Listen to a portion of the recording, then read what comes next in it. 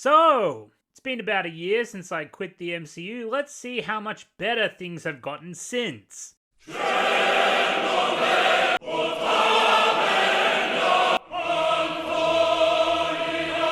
Yikes.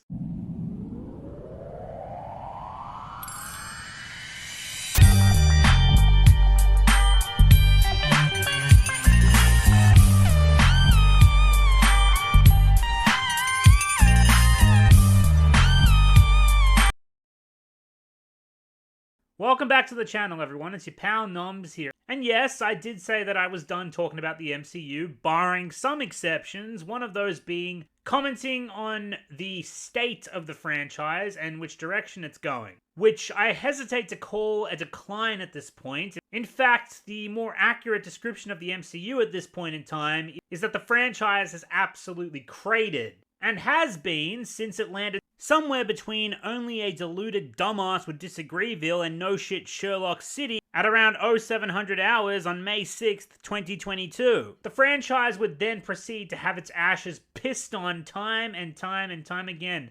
If I may extend a little olive branch, it was one thing to be hopeful for the MCU back when it actually had some worthwhile characters going for it, like Thor. Yes, even fat Thor, suck a dick. Dude fell into a deep depression after he cost trillions of lives, and so would you, so shut up. Then we had Spider-Man, aka Iron Boy Jr., before Far From Home completely fucked him up, and the Guardians of the Galaxy, who have now officially left the fold. Post-Avengers Endgame, that's all I personally gave a shit about, but now they're either all ruined or just gone. They ain't there anymore, they've left. Much like me, in fact. But now I'm back. I'm back! I'm back! It was also not beyond reason to be hopeful for the MCU back when it actually had some interesting storylines going for it, but the Infinity Saga concluded with Avengers Endgame. The only real intriguing storyline that was left was who would be the one to replace Tony Stark and take up his mantle,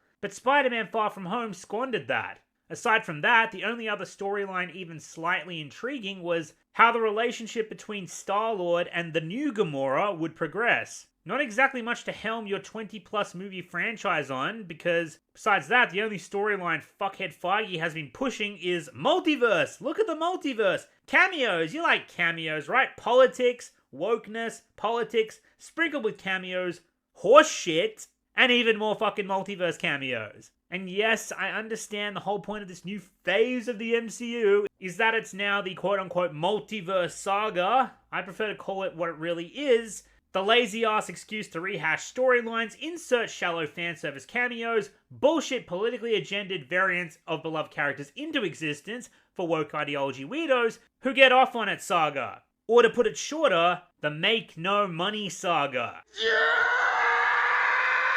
Oh, but we will get to that. Now, you can argue that the decline of the MCU, pun very much intended, check it out if you haven't already, started with Avengers Endgame, though some would even argue it started before Endgame, and I think that's a fair take to have. Even the golden years of the MCU were far from perfect. That's no secret, but the product undeniably still had a beating heart that was just slowly but surely being ripped out of it by corporatism and the fathead fuck running the show. After Endgame, as I said, one of the only other interesting plotlines still going on is how do the Avengers handle the grief of losing Tony Stark, and Black Widow for that matter. Not to mention how radically all of their lives have changed after the quote-unquote blip happened, and how does everyone move forward? Like I said, Spider-Man Far From Home squandered the opportunity to showcase this meaningfully, instead opting for an awful, nonsensical plot and a forced romance between two characters that everyone knew was going to end up together, because comics, I guess, but had all but no setup in the original movie, along with the status quo of tired, current year MCU humor that makes you want to hang yourself. It had Nick Fury going for it, I suppose. He had a couple good zingers in there, but even he turned out to be a gotcha moment in the credits scene. Look, originally Far From Home, I thought was fine. Not great, not awful, but fine. Nowadays, outside of a couple moments throughout the film, I can't stand it. And let me be clear, a lot of my issues with Far From Home don't come from Iron Boy Jr., like they seem to for a lot of people. Tom Holland's Spider-Man is Iron Boy Jr., or at least he was Iron Boy Jr., which was fine within the confines of the MCU. It was consistent, it was built up, it was developed, that's fine. Before this movie's sequel would completely backtrack on all of it and try to retcon everything up to that point as being part of Spider-Man's true origin story, in order to appeal to Spider-Man's strongest critics, when that decision could not have been any more ill-advised, given the state of the timeline. You have a gift. You have power. And with great power, there must also come great responsibility.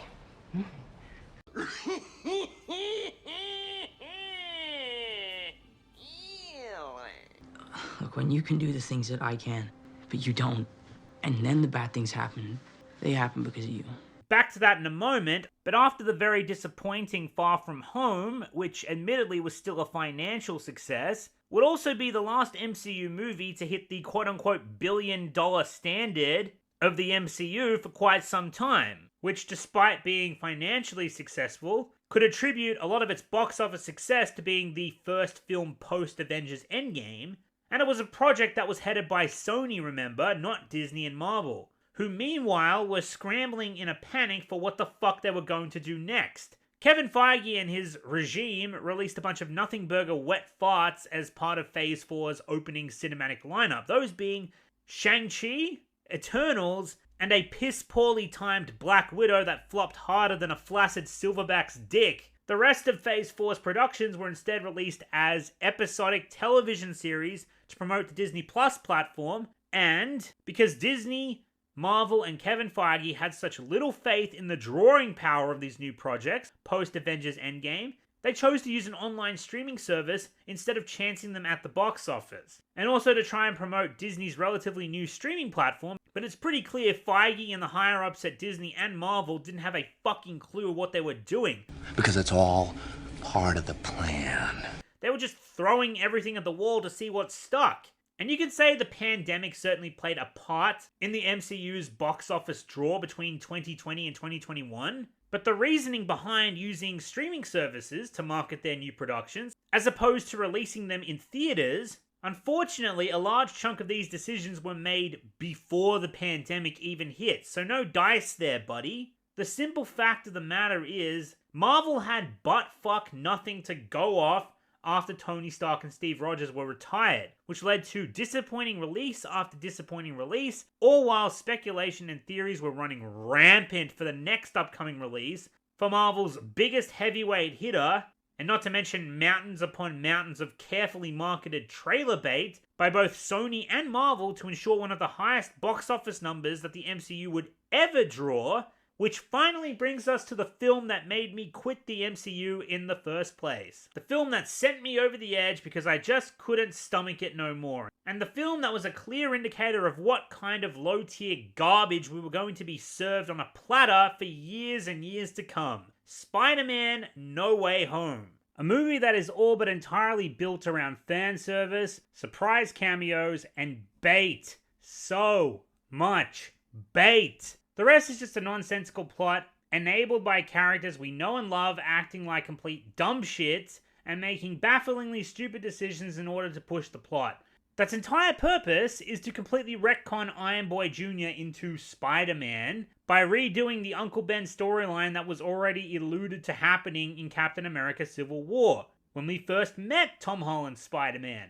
But because they got backlash for Iron Boy Jr., they disregard all the work they put into that storyline and just slap an Uncle Ben storyline onto MILF Marissa May. And because aside from Thanos and Loki for the most part, because Marvel Studios sucks at making villains, Feige and Sony thought, fuck it, let's take two excellent villains from two infinitely better Spider-Man films, and for some reason thought to take one god-awful Spider-Man villain, and decided to include Jamie Foxx, because that's always a good idea, right?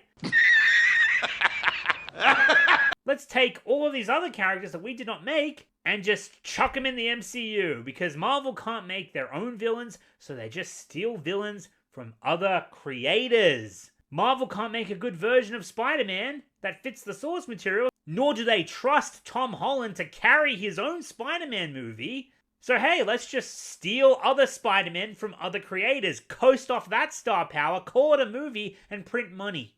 And it worked! Who doggy did it ever fucking work? Billions of dollars rolling in. Unfortunately, nostalgia is a powerful drug, arguably the most widely addictive and easily exploitable drug there is. And most people are so brain dead and fragile, they can't separate their nostalgia from quality when it comes to any given product because it falls into the category of my childhood, and because of my childhood, they actively avoid looking at it with an objective lens. However, it was nice to see in the coming months, the perception of Spider-Man No Way Home changed fairly quickly. Once the hype and nostalgia died down, people saw this garbage fire of a movie for what it really was. Hell, I remember in my theater experience, on opening night, once the credits rolled, the guy sitting behind me stood up, looked at his friend, and just said, average, and just walked off. And I was like, oh, well, it's nice to see some people had their brains switched on. True story, and it won't be the last in this video, by the way. Now again, I'm willing to extend the olive branch that the nostalgic additions and fan service in the movie was the only redeeming quality. I'm not made of stone. I'd be lying if I said I didn't enjoy some of it. No.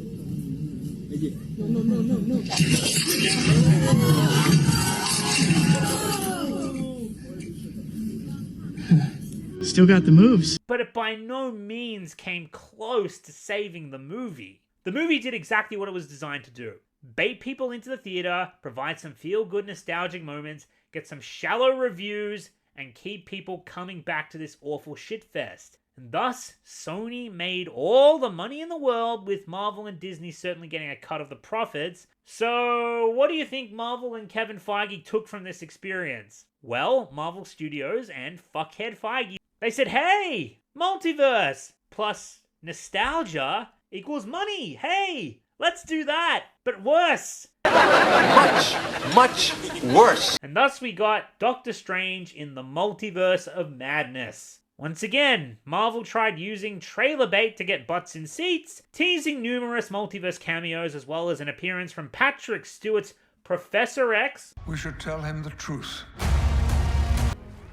That's bait. Which was a huge deal, by the way, because it was all but confirming that the X-Men would be joining the MCU, but not only that, after Disney acquired 20th Century Fox, and with it the right to make X-Men movies and use those characters, but more specifically, it confirmed speculation that after the acquisition of Fox, the MCU would be integrating the same characters and actors from the Fox X-Men film saga, a number of which that happened to be fan favorites and would be reprising their roles. This was also confirmed with another announcement that we're going to get into later. But anyway, like I said, the thought process was Doctor Strange, multiverse, nostalgia equals instant classic and major profits for the MCU. Yes? No! Now, it's undeniable that Doctor Strange in the Multiverse of Madness made money despite itself, pulling in over $900 million worldwide. But it was also a cautionary indication of Marvel starting to financially plummet, revealing their very cheap manipulative strategy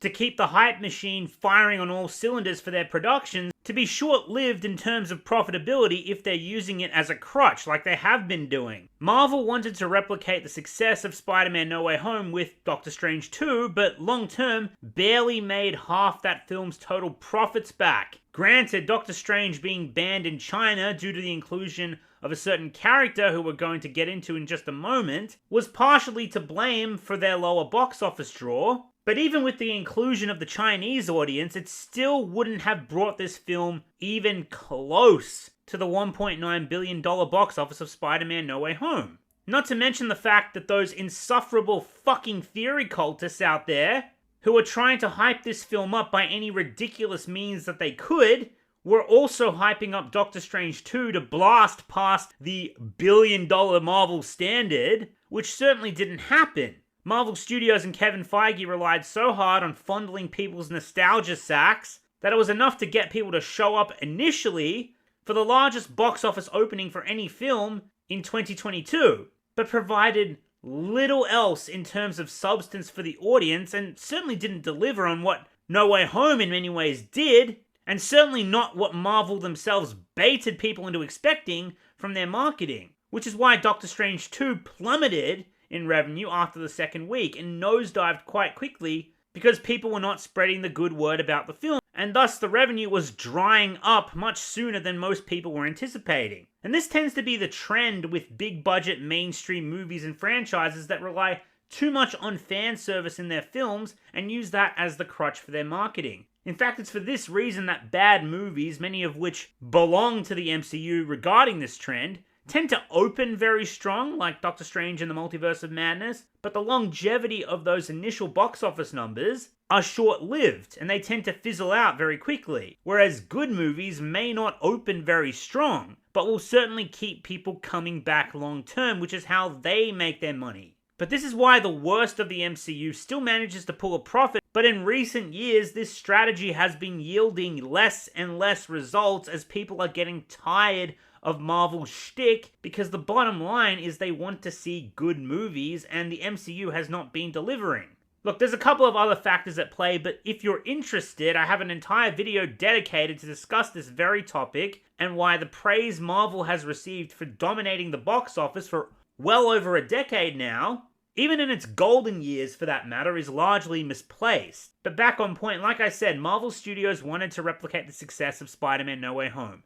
And despite my many grievances with that film, and despite a large portion of public perception of the film having shifted in the years since its release, at the time of watching it, most audience members really enjoyed experiencing Spider-Man No Way Home. However, for many of those same audience members, that was not the case with Doctor Strange in the Multiverse of Madness. What actually happened was a terribly nonsensical and anger-inducing shitfuck of a film that ended up pissing everyone off. Starting with the forced inclusion of American Chavez, who is one of the least popular Marvel characters of all time. Then they continued to ruin the shit out of a fan-favorite character and MCU alumni, Wanda, aka the Scarlet Witch, by turning her into a pathetic, irredeemable, unlikable word that I'm no longer allowed to say on YouTube. Here's a hint, it starts with a C. Shh. But what about the nostalgia bait and multiverse cameos that the marketing set up for this film to be yet another Spider-Man No Way Home?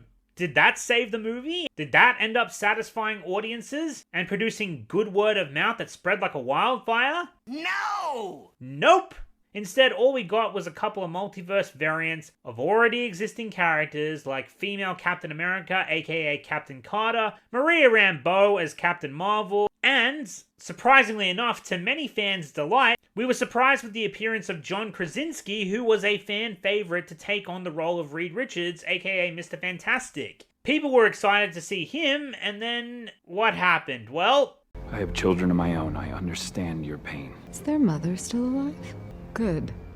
There will be someone left to raise them. Oh my god, my insides are on fire! Scarlet Witch shows up and brutally wrecks their shit in about 60 seconds, as well as almost immediately killing off Patrick Stewart's Professor X in one of the goofiest fucking ways possible. Thanks for the ticket money, chumps, says Marvel Studios and Kevin Feige from the asylum of dumb fuckery that is their headquarters. Seriously, you watch this scene in isolation, you would think it was made by a troll. Some people point the finger at Sam Raimi because they're butthurt over how beloved his original Spider-Man trilogy is, blowing anything Spider-Man related, or 95% of anything the MCU has produced, out of the fucking water. That's for damn sure. And Sam Raimi has proven himself extremely competent with minimal studio interference. Not to mention, while making this film, Raimi had no idea what was going on with the script, since the MCU timeline was completely chuffed up, since No Way Home was originally meant to chronologically come after Multiverse of Madness. But Kevin Feige kept changing his mind, and so Raimi was mandated to do a whole bunch of reshoots for Multiverse of Madness before it was released. And lastly, much like the Titanic, you can't blame the first officer for failing to steer the ship clear of the iceberg in time after the captain sent the ship on an accelerated collision course to its doom against all manner of good advice and common sense. And anyone with common sense would know Sam Raimi was not the problem here. This was a Kevin Feige production first and foremost, and he will rightfully bear the blame. This is the story that Kevin wants. But yes, the whole selling point of this movie turned out to be a complete waste of time that only served to jerk people around, have them waste their money, and piss off the fan base even further. And speaking of pissing off the fan base, next we have Thor: Love and Blunder. Now, before this absolute train wreck of goat fetish fecal matter hit the cinema screens, I was already a major detractor of so-called comedy genius and savior of the Thor franchise, Taika Waititi. Long before Love and Blunder, I was openly calling out Thor Ragnarok for being a ridiculous pile of nonsensical shit, before many cucked to the trend, making it cool to do so. And if there's one thing I'm grateful for Thor Love and Blunder for, it's that it finally outed Taika as the colossal dumbass he's always been, and everyone got the memo, and finally decided to wake the fuck up and realize this bumbling hack douchebag sucks at his fucking job. As for the movie itself, give me 1 second while I down a shot of Jack here. I actually paid for a ticket to see Thor Love and Blunder. Right, so when I made this video saying that I was done with the MCU, you bet your ass I meant what I said. I haven't indulged anything MCU related, barring a couple of exceptions, some of which I mentioned in that very video, and others I couldn't mention simply because they hadn't been announced yet. I will come back to those, but I assure you, I was done with the MCU and I had no intention of seeing Thor Love and Blunder. Like, I could have easily made a 4-hour video shitting on both Multiverse of Madness and Thor Love and Thunder. Like, I'd be surprised if that took me longer than 2 months apiece for those cinematic dumpster fires. And doing so doesn't exactly take much brain power or effort for that matter to break down the worst Hollywood has to offer, despite what some might tell you, pretending that it's such an arduous task. It's not. Critiquing those movies for 4, 5, 6, or even 8 hours would have been like shooting a fish in a barrel. Make no mistake about that. A kindergartner could do an adequate job. But since I basically gave up on the MCU, I simply didn't care to. But alas, I did end up seeing Thor Love and Blunder in the cinemas, and I wish I was kidding. Hope you're all ready because it's story time with NOMZ. If you'll indulge me for a moment, and why not, you're still here, those of you who love this channel, and those of you who I seem to live rent-free inside of your enormous empty heads. But hey, all are welcome. Here is the tale. So it was a long, grueling day in the laboratory, and after work, my friends and I wanted to go hit the cinemas, and they said, hey, what shall we see? I immediately insist we see Top Gun Maverick, even though I had already seen it twice. Trust me, it's that damn good. My friends, bless their hearts, still invested in the MCU, were like, oh, we should totally go see the new Thor movie. It's gonna be awesome. Again, I plead my case, almost begging them, in fact, that Top Gun Maverick is undoubtedly the best movie currently in the theaters, and we have to go see it. However, unfortunately, majority won out and ruled that we would go see Thor Love and Blunder instead, and so I was dragged to hell for 2 straight hours, knowing what I was in for. This is gonna be fun. My internal screaming aside for just a moment, I didn't want to let those around me know how I felt as I was watching the movie. I kept it to myself, as anyone should. Much as I hate what the MCU has become, the people who pay their money and go to the theater and see these movies are still entitled to a good time and a quality cinema experience, even if the movie is a complete pile of shit. And the funniest part about all this is when we left the theater, I was actually trying not to be a Debbie Downer. I was playing up how much I enjoyed the film, in fact. Well, what did everybody think? And the rest of my group could barely hide their disappointment because, well, guess what? They hated it. Big surprise, I know. Really?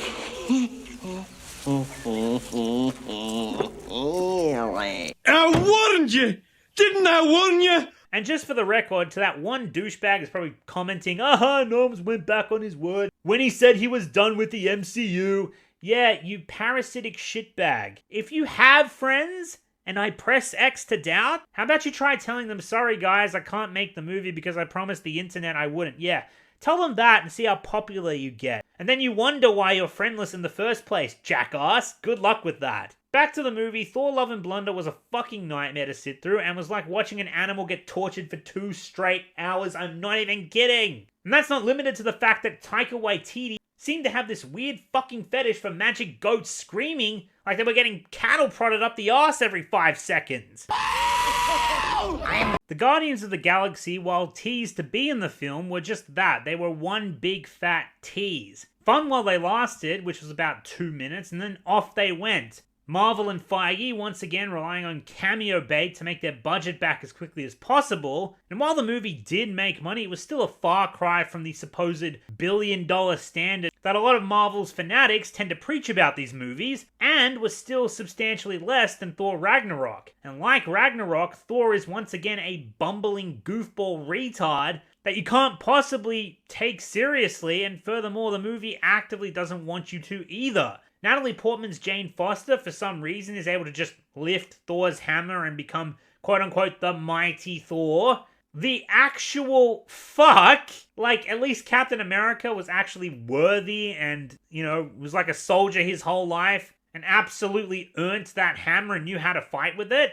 Not as well as Thor, but enough to be formidable. But in typical MCU identity politics fashion, Marvel just gave the mantle of Thor to Jane Foster. It was as simple as that. Granted, the cancer storyline with her character, which I know is also present in the comics that she comes from, certainly provided something to her character, I guess. Like, it's one thing to restore her health, but the fact that Jane just decided to say, yo, I'm Thor now, just because of her illness, wasn't exactly well developed. It just cuts back to the mighty Jane later on and expects you to deal with it. Moving on, Valkyrie is still a bitch. Slightly more tolerable, but she's still a bitch. And honestly, kinda pointless in this movie. And speaking of pointless, Taiki Waititi over here, having a self-fucking insert, that being Korg, the king of comedy death, and all of his tone-deaf, stomach-churning, fucking cringe-worthy humor that makes you want to skip both the red and blue pills and just go straight to taking cyanide instead. So I bit into the capsule, but I didn't die. Life clung to me like a disease. The one delight I had in this whole movie is when Korg gets fucking destroyed halfway through this film, and I nearly let out an audible cheer. But as if Taika himself knew how much this self-insert of his was fucking hated, he decided to crush my hopes and dreams even harder and decided to keep the fucker alive as a talking head for the rest of the entire film. Fuck! Please, in the future, Marvel, keep this worthless piece of shit character and his director as far away from any future MCU projects as possible. As for the rest of the film, and for the sake of time, we are just scratching the surface here, Christian Bale, predictably, was good. Great even as the villain. Look, the dude played Patrick Bateman. This isn't exactly surprising. While we're on the subject of Gore the God Butcher, good character, good actor, clear motivation, and the sequence on the black and white planet was actually awesome. It was the one time this movie actually measured up to the best of the MCU's Infinity Saga, but Christian Bale was wasted after so much speculation and people insisting he was going to be the next Loki or something. They did him so dirty because Taika wanted to spend more time telling really bad jokes, the worst of which I will never forgive because what the actual fuck did they do to Mr. Russell Maximus Crowe? So cheer, baby cake. Look how they massacred my boy. Seriously, what the fuck? What did they do to you, Russell? Who the fuck wanted this? Because you are this close to being uninvited to the orgy. You cannot come to the orgy. I don't even want to talk about it anymore. What were you thinking? What was going on in your mind? You're not artistic, and you have no integrity.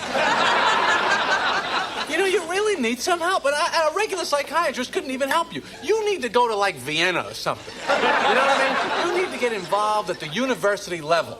Like where Freud studied and have all those people looking at you and checking up on you. That's the kind of help you need. Not the once a week for $80. No, you need a team. A team of psychiatrists working round the clock, thinking about you, having conferences, observing you, like the way they did with the Elephant Man. That's what I'm talking about, because that's the only way you're going to get better. And then, as if this movie hadn't made a mockery of Thor's character and his powers enough, the end of this movie is so batshit that Taika decides that Thor can create an army of mini thunder gods by giving all of the children that Bale the God Butcher kidnapped a share of his powers. And then they can just breeze through to the finish. But hey, at least the mighty Jane succumbs to her illness, and she dies, which means she wasn't going to replace Thor, at least for the time being, like I predicted. So I guess there was some actual consequence to this movie, I guess, for Thor's character to grow from. And I'll admit, Thor taking in the God Butcher's daughter as his own foster kid was a nice idea. It was just executed in the most groan-inducing Taika Waititi way possible. So it ended up being a big fat nothing in the end anyway. Fuck this movie. Moving on and taking a break from the cinematic releases for just a moment, we go back to the episodic bodily droppings of Kevin Feige on Disney+, who right around this time was unveiling the next phase of the now Marvel Cratered universe, and all I can say is both I and Jesus wept. And rounding out Phase 5, we have a series on Disney+. This is very special. It is going to be an 18-episode first season, 18 episodes. Daredevil Born Again. Stop! He's already dead. You'll notice how I just glossed over all of those other announcements, because with the exception of Blade, there was only one thing included at the Comic-Con Marvel Phase 5 announcement that I even had the tiniest investment in, and wouldn't you know it, it's a show that Marvel Studios and Fuckwit Feige did their absolute best to ignore until they ran out of star power and characters that people actually cared about. And they ousted all of the creative minds that could have actually made some, so they decided, we'll cancel this fan-favorite show from Netflix and just steal those characters away and the actors with a fat lucrative contract so they can portray them for us, and we'll just pretend it was all part of the plan. Because it's all part of the plan. So where am I going with this? Well, as I said, most if not all of the Marvel series thus far on Disney+, not Netflix, just to be clear, have all been nothing but a bunch of wet farts or just straight up mediocre. As a whole, though Loki and Moon Knight were well received for some reason, so I guess that's something for Marvel to write home about.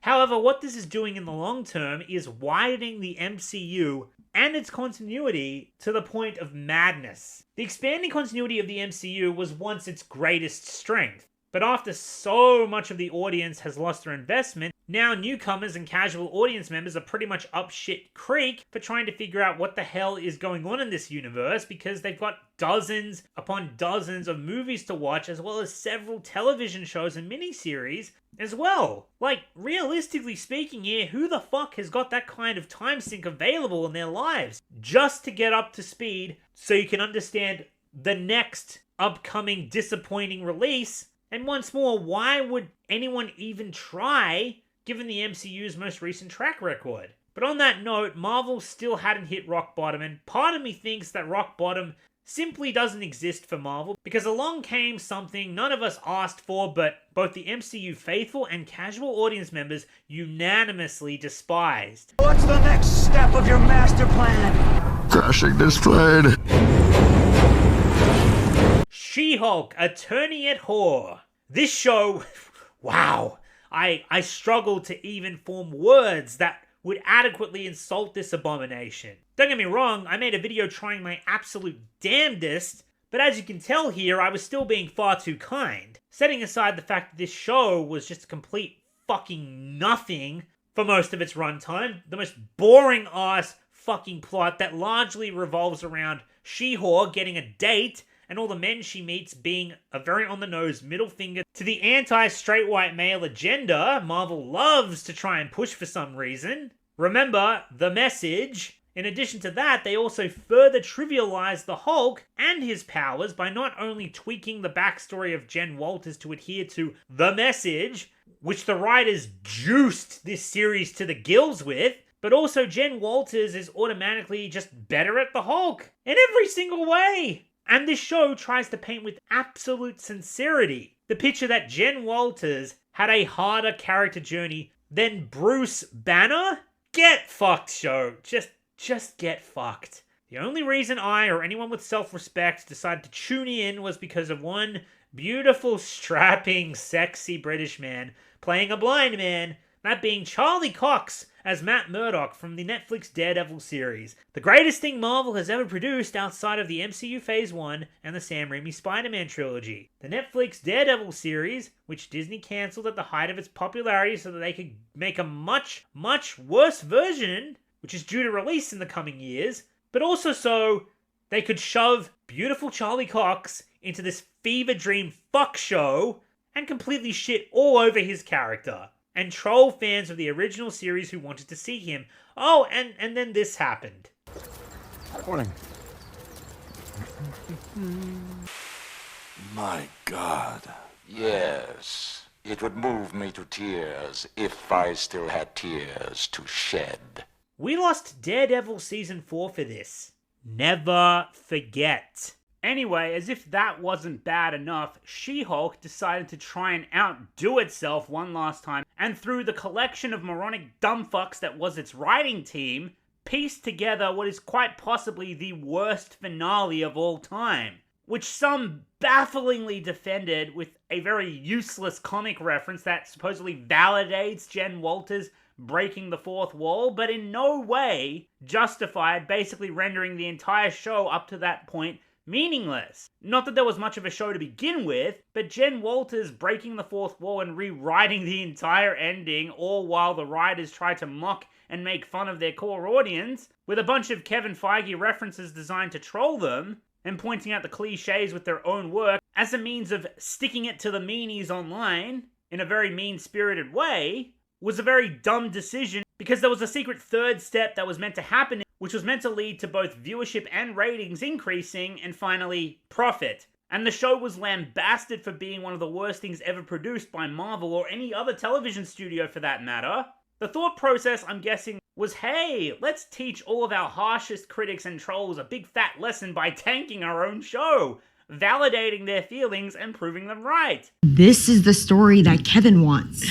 Yeah, that'll show them. A Kevin Feige production, ladies and gentlemen. Now we come to the final film in the MCU's Phase 4. One that underwent production difficulties that, and I will bat for Marvel here, was at no fault of their own. Black Panther Wakanda Forever, aka Black Panther 2. Now I cut this movie a little slack due to the difficult position Marvel was put in after the tragic death of Chadwick Boseman, who I personally thought was a great T'Challa. And this absolute legend worked his final years whilst battling a very aggressive cancer that he kept off the media's radar, and still showed up to work every day and gave it his all, both for his fans and more importantly to provide for his family, despite fighting an extremely difficult losing battle. Mad respect to this man, rest in peace. However, there was much debate from both fans and Marvel themselves, I'd imagine, about possibly recasting the role to keep the character alive. Ultimately, a decision had to be made, and Marvel opted to simply make a new Black Panther. More specifically, they just turned T'Challa's super smart, super competent sister into the new Black Panther, assuming his role, which in all honesty, given the message that the MCU loves to preach, I'm willing to bet that they were going to head in that direction anyway. And thus we got the very poorly received introduction of T'Challa's sister taking up the Black Panther mantle. And aside from her annoying Mary Sue-isms that she's displayed in the previous films, the fans up till now have displayed absolutely nothing but apathy towards this character. And not to mention, Wakanda Forever also acted as the very poorly introduction to the character of Ironheart, who fans showed far more distaste for, as this wokeified replacement to Iron Man that came out of nowhere and just fans are expected to accept. Now those two characters aside, the movie itself received a very mixed reception, aside from the tribute they had for Chadwick Boseman, which seemed to garner unanimous praise. And in terms of the box office the film received, the movie certainly exceeded my expectations. But personally, I chalk that up to the fans' loyalty towards Chadwick Boseman and wanting to support the film in his absence. And while I can respect that to a degree, I mean, let's face it, Marvel fans are nothing if not loyal, despite how groan-inducing it might be. Hell, the fact that Kevin Feige's sinking ship isn't fully submerged yet is a testament to that. And given the awful position that this film was put in due to circumstances that were out of its control, and the fact that fans adored Chadwick Boseman, it makes sense that many would feel obligated to go see and support the film despite the mixed reception and questionable writing choices. However, it's worth noting that despite the box office success of Wakanda Forever, it was still a massive step down from the financial success of the first Black Panther film. Yes, partially due to the lack of Chadwick Boseman, but there's also another reason why this happened that we will talk about a bit later in this video. But alas, finally that brings the MCU's Phase 4 to a much needed close, though it managed to end on somewhat of a high, I guess, at least financially, or comparatively to the other train wrecks that made up 90% of the rest of Phase 4. It's done. It's over now. But don't worry, the Marvel fanatics scream. Phase 5 will fix everything. Phase 5 will be Kevin Feige's magnum opus. In Feige we trust. Trust in Feige. Everything is going according to plan. It is all a part of Kevin Feige's master plan. Because it's all part of the plan. It's not about money. It's about sending a message. Everything burns. And finally, that brings us to Ant-Man Quantumania. Okay, so if the argument of the MCU declining due to the pandemic wasn't already squashed before this movie, Ant-Man Quantumania proved beyond a shadow of a doubt that the MCU isn't declining because of the pandemic. The MCU is declining because it's fucking shit. That is one big pile of shit. With Ant-Man Quantumania having one of the worst MCU box office returns in recent years. Granted, while Ant-Man is certainly liked by the MCU audience, he was never one of the MCU's biggest heavy hitters, but he was still popular nonetheless. So even if Ant-Man Quantumania turned out to be great, chances are it probably wouldn't have reached the same heights as Iron Man or Captain America, or for that matter, the supposed billion-dollar standard that Marvel fanatics like to preach. But then again, Guardians of the Galaxy 1 came out of nowhere and became a fan favorite instantly and claimed the box office all for themselves and made all the money in the world. So it's not like there aren't exceptions. I'll get back to the Guardians a bit later. But regarding Ant-Man Quantumania, the reason why its box office drew peanuts for an MCU film is because the general audience consensus surrounding it was that it was an underwhelming mess of a movie that was also unintentionally hilarious at the same time. For me personally, I can't be mad at Ant-Man Quantumania because it actually accomplished something. It accomplished something truly close to my heart. I'm feeling... And that was reminding everyone just how much more fun and memorable the Spy Kids films were. And make no mistake, Spy Kids was fucking awesome, which you would know if you had the stick firmly removed from your ass as well as possessing a human soul. Oh, but they're just silly kids movies. Yes, that's by design. And they fucking rule at it. Seriously, I don't know how that goes over some people's heads. And you know what? For just silly, light-hearted, fun adventure kids movies, they could be surprisingly deep at times. Do you think God stays in heaven because he too lives in fear of what he's created here on Earth? But anyway, like I said, Spy Kids fucking rules, and I'm sure a lot of based homies in the comments will be happy to remind you of that. So for that alone, I have some appreciation for Ant-Man Quantumania. I can't be mad at you. But what was an even bigger letdown for Ant-Man Quantumania was that it was meant to be the introduction of the next Avengers-level threat in the form of Kang the Conqueror, played by, of all people, Jonathan Majors. It was meant to be the game changer. This was going to be the villain to bring the MCU back. This was what Feige's master plan has been building to. So I was waiting to hear what people thought of this Kang the Conqueror when he finally showed up. So anyway, Ant-Man comes out, and as someone who, again, quit the MCU and has been removed from most of the discussion surrounding it for the past year, I gotta tell ya, I heard butt-fuck nothing about Kang the Conqueror, outside of the typical, this character looks stupid because he doesn't look like the comics version, which is pretty standard for comic book movie fans to mouth off at this point. I don't have a stake in that race. That's just the loudest part of the discussion that made its way to my ears. Other than that, I heard absolutely nothing about Kang the Conqueror. The supposed next Thanos was just a fart in the wind. I was expecting to hear all this gushing praise or furious hatred levied at the character, but what I couldn't believe and found quite hilarious at the same time is how much people seem to be completely apathetic towards this character.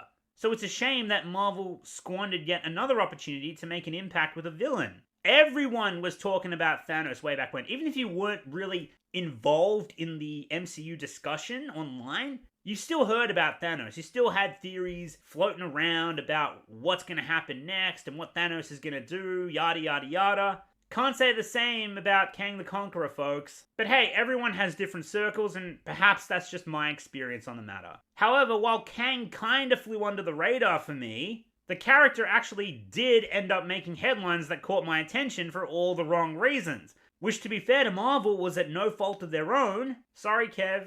Not everything is your fault. Part of the plan. But in a brutal spin of bad luck and timing, their hand-picked actor, Jonathan Majors, gets arrested for domestic violence and allegedly assaulting someone. Emphasis on allegedly, since the case is still ongoing. I want to make that clear, not passing judgment here. If he was guilty, I'm sure the legal system will take care of him. And prior to this, I had nothing against Jonathan Majors other than the fact that I was afraid that he was going to be the next Tom Holland. You know, an actor that starts out as a likable and endearing kind of person who has a breakout role and everyone's excited to see what he will do next, and then all of a sudden becomes a corporate yes man and is shoved down our throats by the likes of Sony or Marvel or Warner Brothers to the point of us just wanting him to go the fuck away. In the case of Jonathan Majors, I had never heard of the man until just all of a sudden he decided to show up in Creed 3, you know, the one without the most important character and the guy who started the whole fucking franchise, Rocky Balboa. If it ain't Sly, it ain't canon, ladies and gentlemen. Remember this. But then all of a sudden, Jonathan Majors shows up in the MCU as Kang, and I'm just like, oh no. It's Tom Holland all fucking over again. And while, for admittedly selfish reasons, I am somewhat relieved for the moment that this isn't the case, again, not passing any judgment on the actor's legal predicament, that will unfold in due time, but it's undeniable that this does not bode well for Marvel, which is my point, who just sunk a huge investment in the guy, trying to promote him as their next big star that was going to carry the next phase of the whole franchise. You know, I kind of almost feel sorry for Marvel. Almost. And finally, that brings us here, to the aftermath of all that constant downward spiral. What is the state of Marvel Studios and the MCU in 2023? Well, shortly after all that, and once again due to circumstances outside of Marvel's control, came the biggest writers' strike across the entertainment industry in all history, which has put pain to Marvel's production output, leading them having to delay and push back all of their projects, some of which were already going through massive production problems like the remake of Blade, you know, the movie that cast the same actor for Blade as Luke Cage's villain in the Netflix series. Just another reason why joining Netflix continuity with the MCU or any other continuity with the MCU is a bad idea. And speaking of joining continuities with external productions, Across the Spider-Verse soon dropped, and as I've sounded off long and loud why it was disappointing, albeit well received and financially successful, but part of the reason it sucked so much is because Feige tried to leech off the popularity of the Spider-Verse films,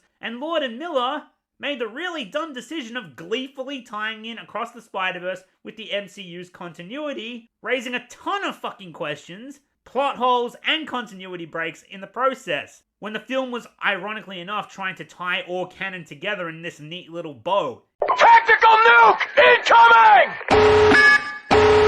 Did precisely the fucking opposite. The absolute dumb shits.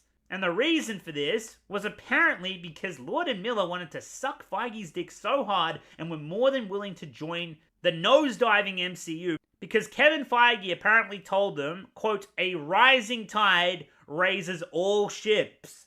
I said this in my Spider-Verse video, and I'll say it again here. A rising tide raises all ships, but a sinking ship drags everyone down with it, you dumb fucks. If a ship is going down, even toddlers know you gotta get to the goddamn lifeboats. You don't stay on the ship, and you sure as shit don't tie your ship to the one that's sinking. Sorry, I'm just still really pissed off at that, because I was actually once pretty excited for the Spider-Verse sequels, contrary to what some like to think. But Across the Spider-Verse, Kevin Feige and Lord and Miller completely crushed my enthusiasm with their unbelievable stupidity. Except, admittedly, Kevin Feige, because the fucking clout leech is the one person who actually benefited from this. So as a businessman, it was actually a pretty smart decision. It just so happened to fuck everyone else over.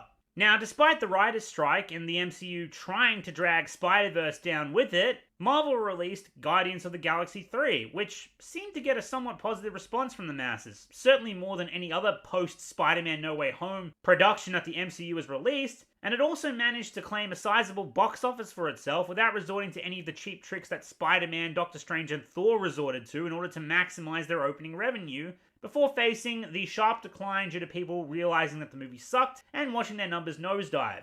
Guardians, on the other hand, just did things the way they'd always done it, and as a result, the movie paid off for Marvel, but at the same time, Guardians of the Galaxy 3 is reportedly the final standalone film for the Guardians of the Galaxy in the MCU. Likely due to James Gunn moving on to helm the DCEU and the cast being very loyal to Gunn, Batista himself has gone on record saying he wouldn't have done Guardians of the Galaxy 3 without James Gunn. So even though Marvel finally got themselves a win, once again it was also kind of a loss as well for the longevity of the franchise, because now Marvel has lost another one of its major heavy hitters again. The other two being Thor and, I guess, Doctor Strange, both of which were financially successful for all the wrong reasons, and whose terrible most recent films did a lot to alienate fans who will be less inclined to part with their ticket money next time.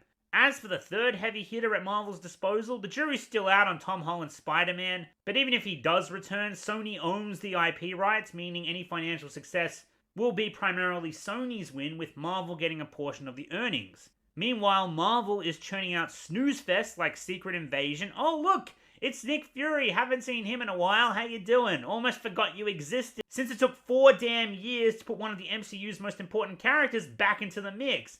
And they chose to do it on yet another obscure, by-the-numbers, who-gives-a-fuck Disney Plus television series. And if you didn't watch the end credit scene to Spider-Man Far From Home, you'd have no fucking idea what the hell he's doing there or what the fuck he's been up to.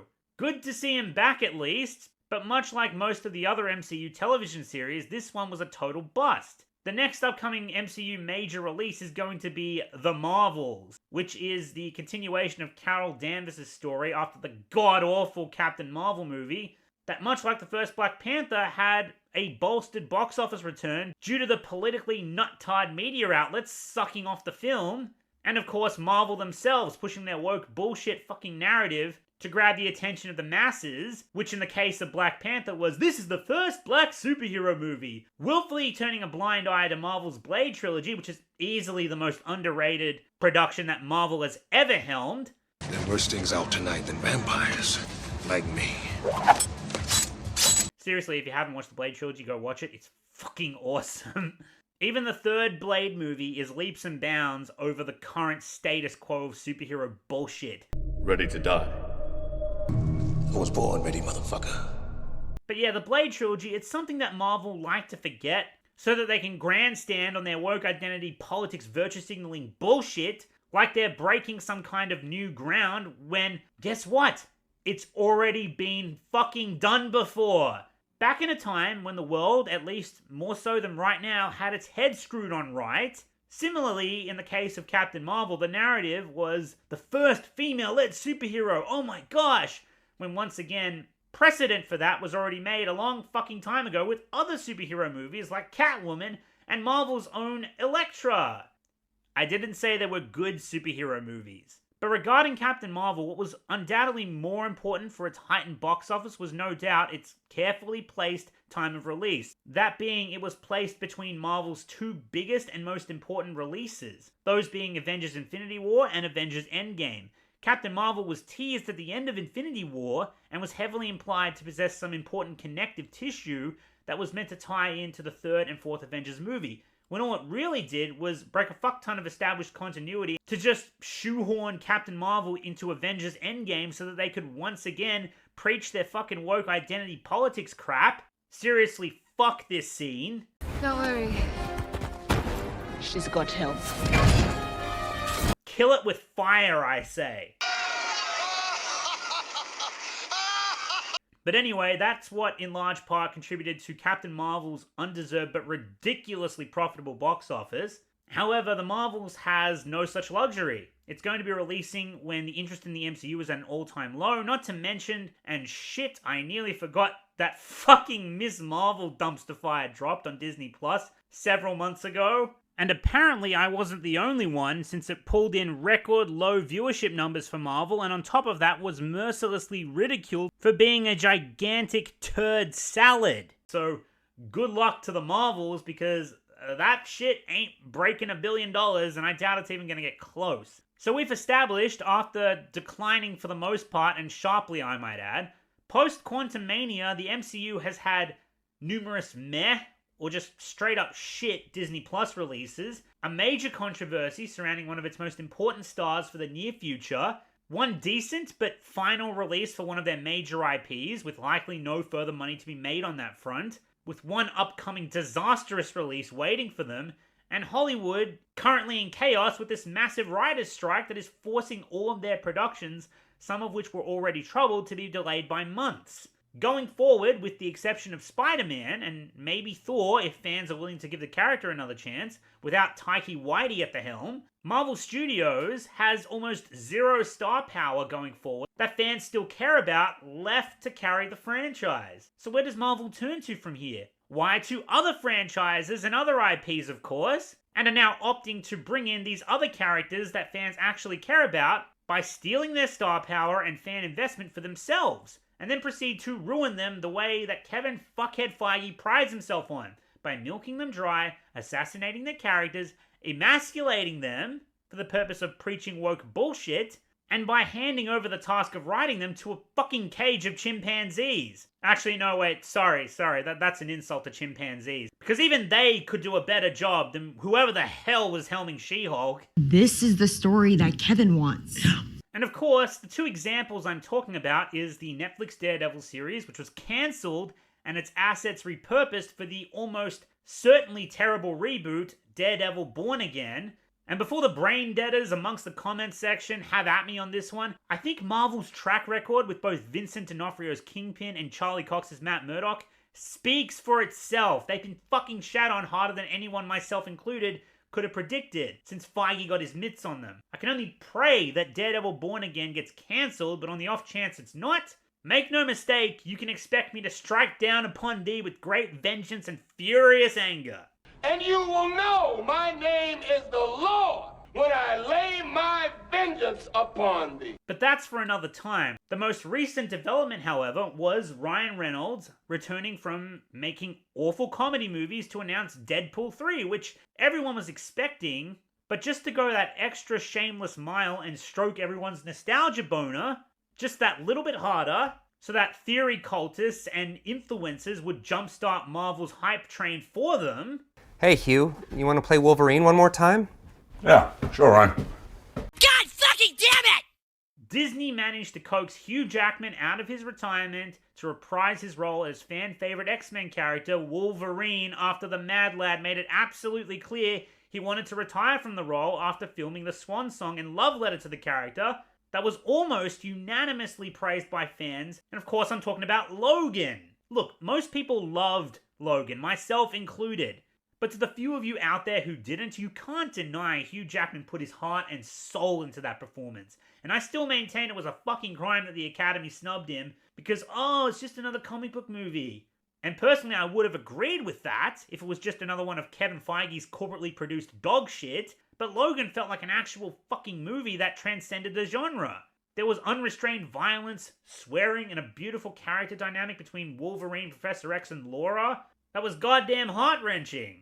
Look, without going on too much of a tangent here, fans were satisfied with Logan being the final send-off. Hell, there was even the hashtag #ThankHugh that trended worldwide. Remember that? Well, shortly after the announcement, and despite the positive reception, oh my sweet summer children, that the announcement received, fans were confused again, since Hugh Jackman said that Logan would be the last hurrah, and as if prepared for the blowback, just days later, Ryan and Hugh released a second video where they said, don't worry, we aren't retconning Logan. Don't worry, please don't be mad. To which my response was, okay, whatever the fuck that means. But well, that's all we have so far. It's still very early, and despite my grievances, Deadpool 3 is gonna rake in bank when it comes out. Hugh Jackman's inclusion pretty much guaranteed an excellent opening box office. But if the movie ends up sucking, it will likely follow that trend I mentioned earlier, where it doesn't catch fire after its first week and simply nosedives in profits, running out of momentum very quickly. Again, see this video for more on that.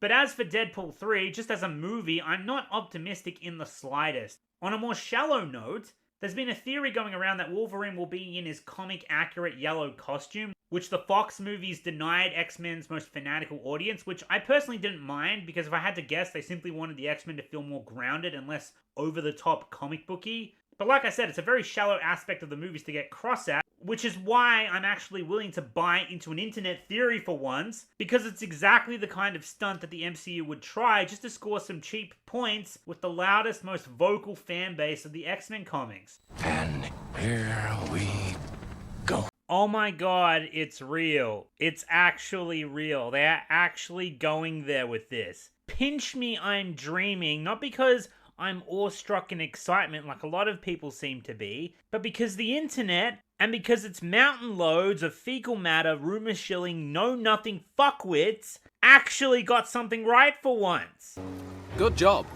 That is the part that surprises me the most. Not the fact that Kevin Feige's Marvel regime are once again baiting the ever-loving fuck out of the masses with this shallow bottom-of-the-barrel appeasing key-jangling bullshit, which will undoubtedly soften the blow when the movie comes out, even if it very likely ends up amounting to a toilet salad. Regardless of how you feel about Ryan Reynolds, or Tim Miller for that matter, I personally can't stand the latter, fuck you Terminator Dark Fate. Deadpool 1 on the other hand was phenomenal. But with Ryan Reynolds at the helm for Deadpool 2, and I do still like Ryan Reynolds despite himself, even though he makes it really difficult sometimes, the second Deadpool movie was a noticeable step down from the first, despite it possessing what is arguably the greatest end credit sequence of all time. The movie also possessed a ludicrous amount of Taika Waititi's fat, obnoxious fucking foster son, screaming like a twat almost as much as those goddamn cattle-prodded goats did.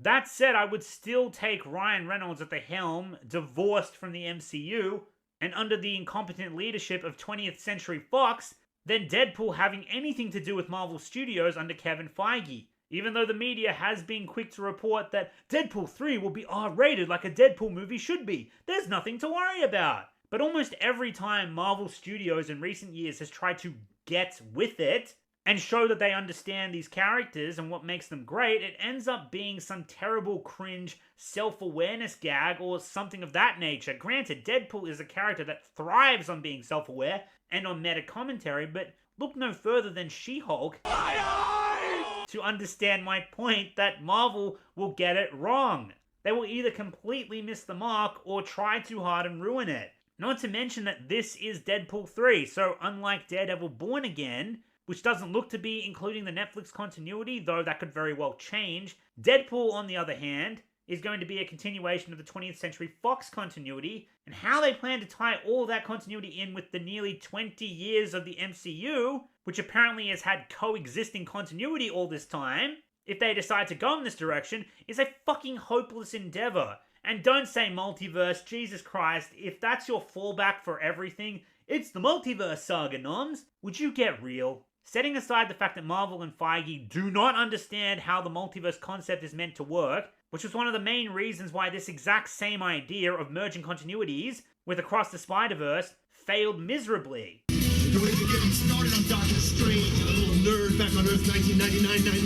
But if Marvel has to defend these decisions with, oh, well, the multiverse exists, that's what ties it all together, that's what makes it all okay, which you're more than willing to regurgitate on autopilot because it's how you've been fucking programmed, then you're kind of defeating your own argument because you're proving the whole multiverse idea and how it's being handled in the MCU is intentionally being used as a crutch to steal assets from other creators and franchises and exploit people's nostalgia for profit when it doesn't make a lick of sense. But hey, after running through the decline of the MCU for this entire video, what else does Marvel Studios have left with this franchise, other than a corpse that is now going to fester and rot over the next months and years until there's nothing left except for the maggots that are still trying to suck whatever marrow might be left from the bones? Look, I know there are some of you out there still invested in the MCU who still want to have a good time with it and are still hoping that maybe, just maybe, it'll turn itself around, right its wrongs, and be the world-stopping juggernaut it used to be. More power to you, but I gotta tell you, I just don't see it happening. That's my perspective on the matter, which I've just spent an hour articulating for you, and you are welcome to yours, just as I am welcome to mine. But for those of you who are just pissy at me for some of the things I said because of how I said it, and are gonna sound off in the comments saying, this guy's too angry, this guy's too sweary, this guy's too mean. I've even seen people use the word unhinged to describe me and my content, and to that I simply have to say... Is that supposed to be insulting? You may love Marvel despite it currently being a steaming pile of shit, but my audience loves me because I'm a foul-mouthed, pissed-off Aussie who tells it like it is and gives zero fucks while doing it. And if you got a problem with that, that is your fucking problem, not mine.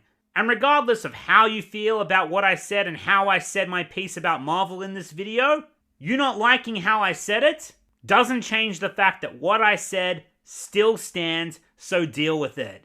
But for the rest of you lovely, sexy, awesome, beautiful, virile specimens of human perfection out there who have taken the time to watch this video in good faith, I very much appreciate it. Leave your thoughts below. Thank you for tuning in and staying till the end of this video. You are a legend, and I'll see you next time.